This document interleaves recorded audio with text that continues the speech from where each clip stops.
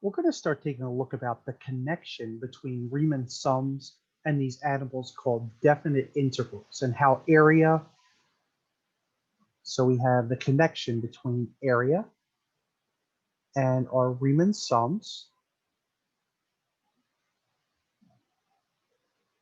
And then the next step that we're going to look at is these things called definite integrals.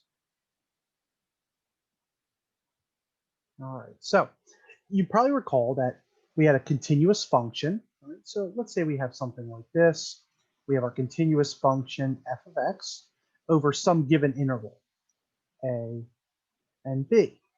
And if we wanted to approximate the area under that curve from a to b, then you probably remember in the last section we did this. Okay, so we either use the right-hand rule or left-hand rule or something like that. But if we want a better approximation, then what we could do is we could just make more rectangles. Right? So same graph, same function, f of x, old story that we're just going to take and just make more rectangles. All right, now clearly what we can see is that this is a better approximation. Okay, there's not as much overestimate. Okay, you can see clearly right here, there's a lot of overestimate if this is A and this is B. Now notice that this is delta X, the change in X. And remember, delta X is the same, just like we saw in the last section for each of the different rectangles. And I know my drawing's not that good, but I think we can clearly see that this delta X, I'm going to call this delta x1 and let's call this delta x2. We can clearly see that delta x sub 2 is less than delta x sub 1, all right, just from these diagrams. And that means that this is going to have a better approximation. Well, how do we get the best approximation? Well, theoretically, if there was no gap, in other words, we just drew a bunch of straight lines, all right, then what we could do is we could just add up all those straight lines and that would get us to the actual area, right? And that's what we're eventually going to do, right? So let's think of it this way. And I will delete all this stuff just so we have some room. All right. So let's theoretically think about the limit as delta approaches 0, okay? And we're going to add up. All right, so you might remember seeing this symbol before from pre-calculus. That's a sum symbol, and k equals 1 to n at the function at x asterisk sub k and delta x sub k. All right, now what does this mean? Well, these are the different points, okay? So these are the different heights. So right here is the height. And we use an asterisk because it changes each time, right? Now, delta x sub k does not change, okay? So remember last time we had 1, or we might have a different value. So this is our base. And let's say that this is over a closed interval from a to b where the function is continuous, right? Well, what we can do is we can take that and we can write that. So this is our Riemann sum. And what we could do with this Riemann sum is that we can write it as a definite integral. All right, so I'm going to write that again.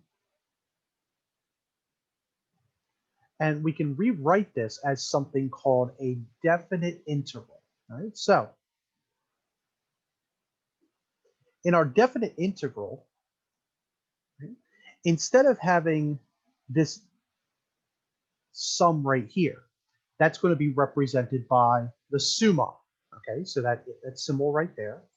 Instead of having f at x asterisk sub k, that's going to be f at x. And then instead of delta x sub k, that's going to be dx.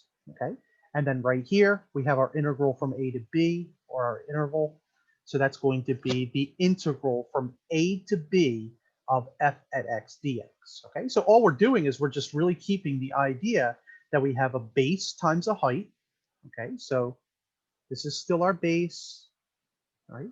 And then f at x is still our height.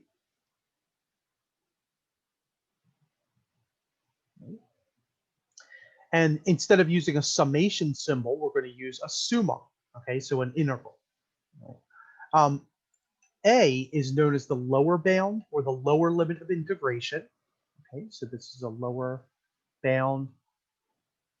And not surprisingly, B is called the upper bound. And what does this represent? Well, it really represents the area from A to B. Okay, so this is going to represent the exact area.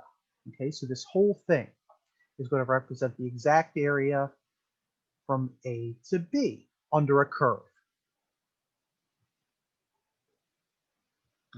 And there are some properties of the definite integral that we should be aware of.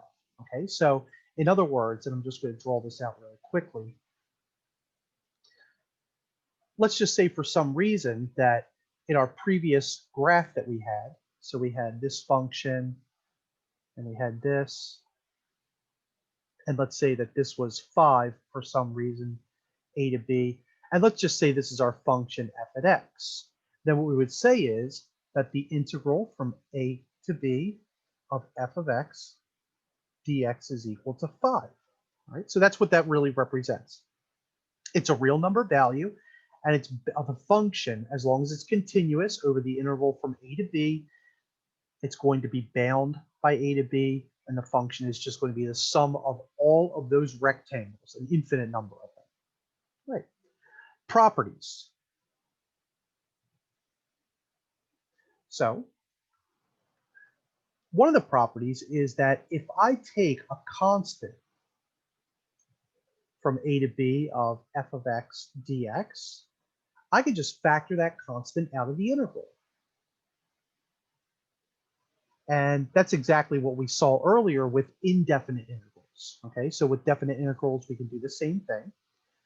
So this is one property.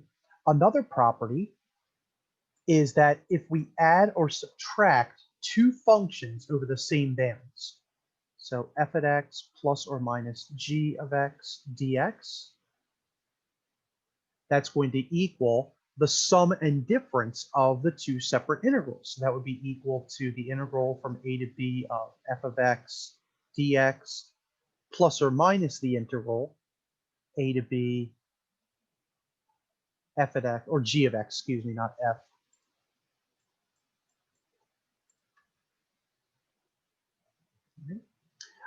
And we could flip the order, right? So another property is the integral from A to B of f of x dx is equal to the opposite of the integral from B to A, f of x dx.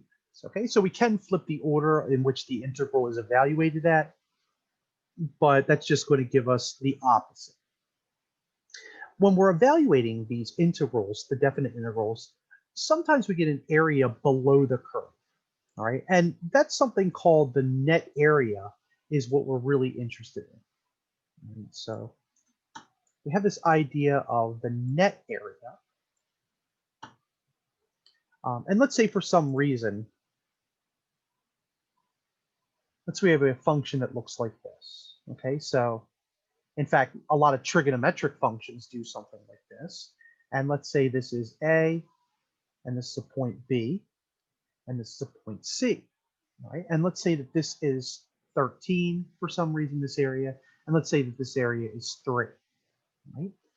If I was to take, now notice that this is below the axis, all right? And area is a positive entity. We can't have negative area, all right? So, but it is below the axis. So if we were to evaluate this integral, right? So, and let's just call this function f, right? Since we have to give it a name. Let me get rid of some of this stuff down here.